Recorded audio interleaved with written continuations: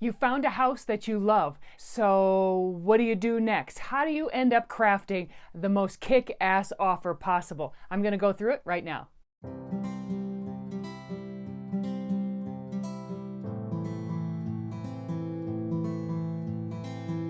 Well, how do you get that offer accepted? And what kinds of things are negotiable in the offer? We're going to go through them today in our video on how to craft a kick-ass offer.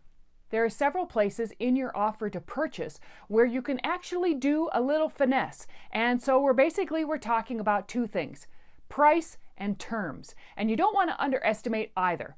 Obviously, price is very important, and it's the first thing that many people see when sellers are reviewing offers. They're going to go, how much is it?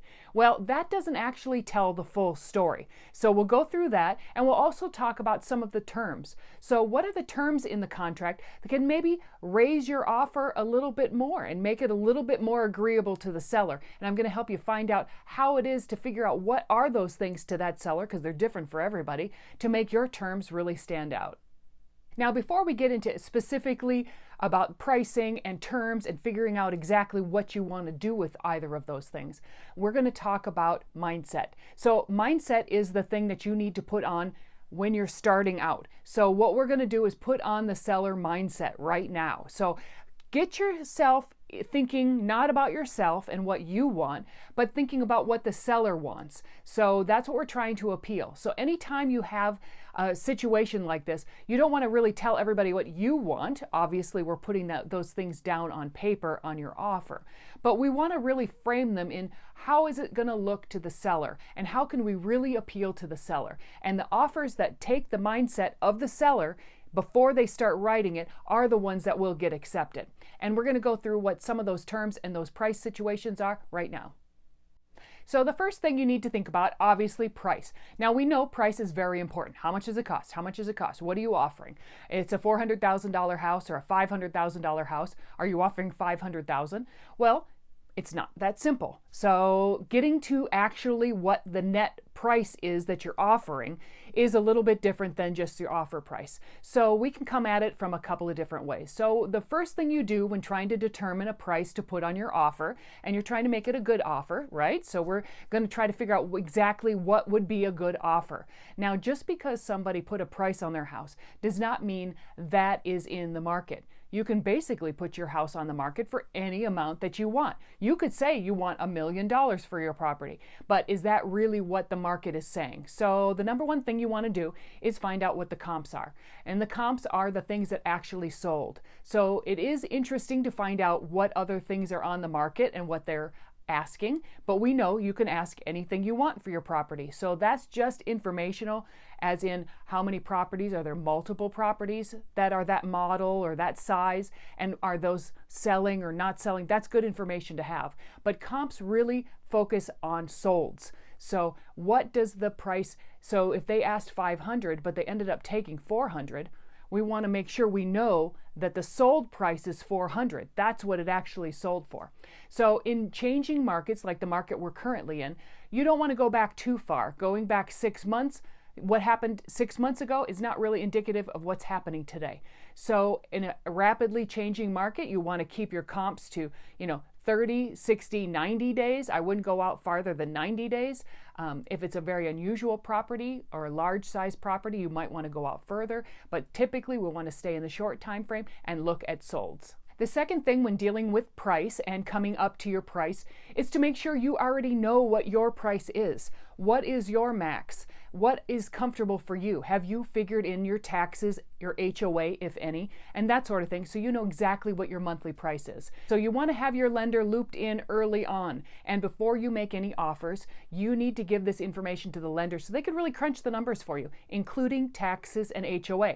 Now, taxes vary depending on property, age, and many little factors. So you want to know exactly what that is, and then if there's any HOAs or SID and LID balance. A SID and LID balance is a special improvement district, and there'll usually be a fee that's due twice a year or once a year. So you want to have that all figured in with your lender, and your lender will also be able to determine what kind of loan your situation is, how much your down payment is going to be, and what your interest rate is. So they'll really be able to give you a monthly number to figure out exactly what your nut is. And they might actually even say, You can go up to this much. You can go up to actually to 480, not 500, depending on what your HOA and some of these other fees are. So looping in a lender to figure out exactly what your number is, so you have that in mind before you start negotiating, because you certainly don't want to negotiate into a price that's uncomfortable for you or one that you won't be able to follow through with. So once you know exactly what you can come up with as far as your lender running your numbers and figuring out exactly what your max is, so you know what you can work into. Not saying you need to use all of that up to your max, but knowing what that is, so when you're in the negotiation process, you can kind of do a mental note, go, this is my top, this is my ceiling, I'm not going any further than this because this is the payment I'm qualified and this is the payment I'm comfortable with.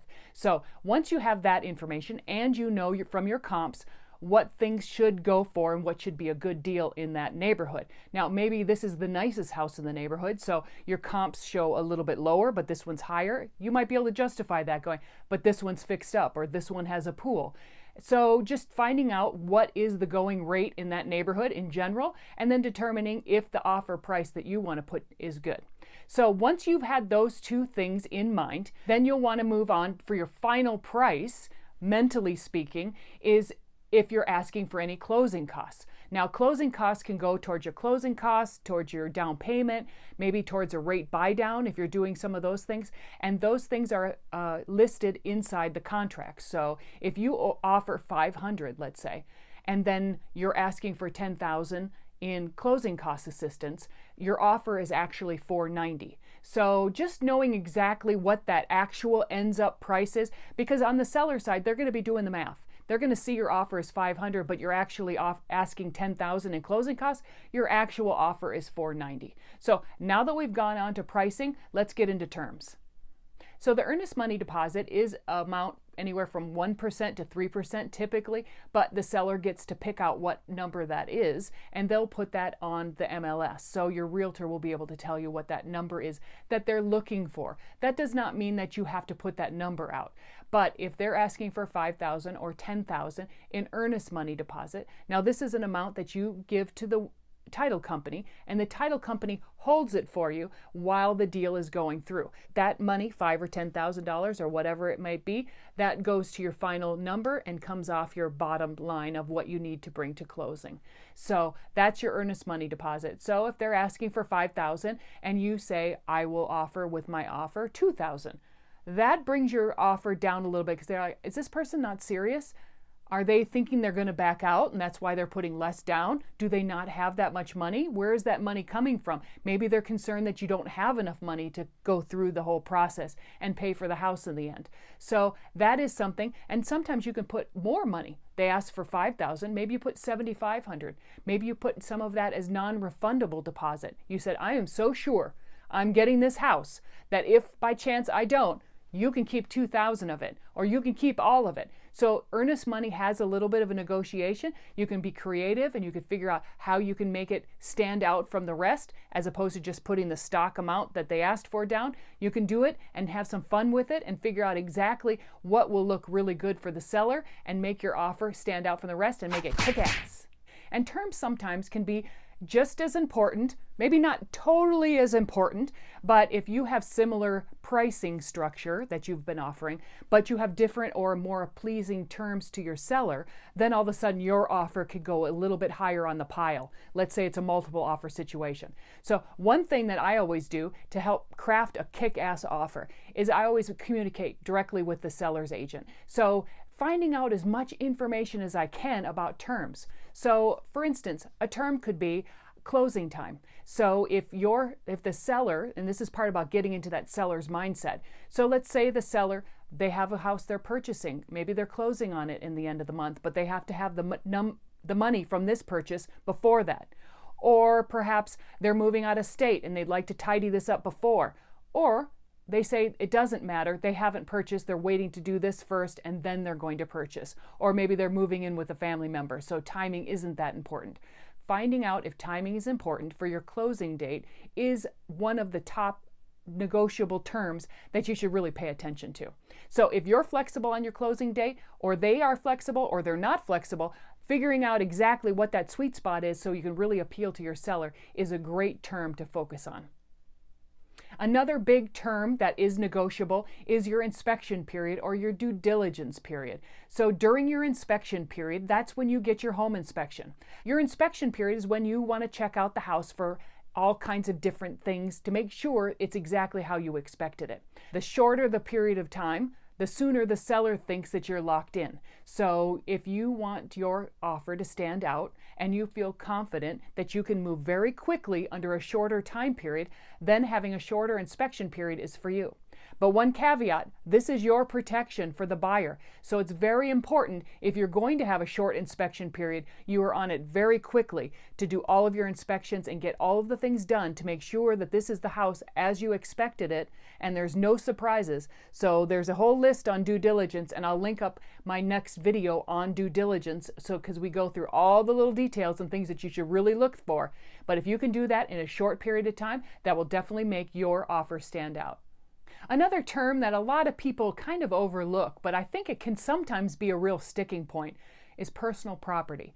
So personal property is also a term that is negotiable, that's on the contract. So you got to think about exactly what maybe you're asking for or what you're going to let them have, for instance, depending on how you want to write your offer. So one thing that people need to be aware of in the state of Nevada, that washer, dryer, and the refrigerator are considered personal property. They're not considered attached like the stove or a built-in microwave or things like that. You don't really have to write those things out because they're attached and they're installed in the house. But washer, dryer, and refrigerator are considered personal property. So if you're asking for any of those items, you need to make sure that's listed on the personal property section. Now, there might be other things that maybe you want that are considered personal property. Maybe a hot tub that's a freestanding hot tub. Things like that that are personal property that maybe are larger or more negotiable, you might want to ask for that in your offer. Now, if you find out that those things are specifically excluded, like you found out that the seller says the hot tub is not included and they want the hot tub and they're planning on moving it, then asking for it might not make your offer that great, because they might go, wow, we really wanted that hot tub. We want to take that with. We don't want to accept this offer at all. So figuring out exactly what are those personal property items, what things do you want to ask for, and what things are you more negotiable on, and what are they wanting to give and what are they wanting to take. Some of those things you might want to discuss those to figure out exactly what that sweet spot is, because you want to make sure that you make a kick-ass offer and you get yours accepted. And if everybody's asking for the hot tub and you don't, potentially that could elevate your offer. Now that we've gone over not just price, but terms, and terms are the secret sauce that is going to get yours offer up to the top and make it kick ass and get it accepted. I have personally had offers get accepted where the listing agent has told me afterwards, you know, yours was not the top price, but your terms were so much better. You really took in the seller's ideas or thoughts or situation about when they wanted to move, and they really appreciated that, and they thought you are the people that they wanted to work with. So terms are very, very important, and sometimes you don't have all the extra money to be able to throw at it, but that doesn't mean that you can't get your offer to the top of the stack by taking some of these tips and creating a kick-ass offer. We'll see you next time. Thanks for watching the Home Sweet Home Las Vegas channel. Don't forget to check out some of my other videos or playlists, and don't forget to like and subscribe. We're doing lots of different videos on real estate pricing and neighborhoods in Las Vegas, and also staging transformations, things for sellers when you go to sell your home, and also all kinds of Live Beyond the Strip shorts that tell you all the fun and cool things to do to get the most out of living in Las Vegas.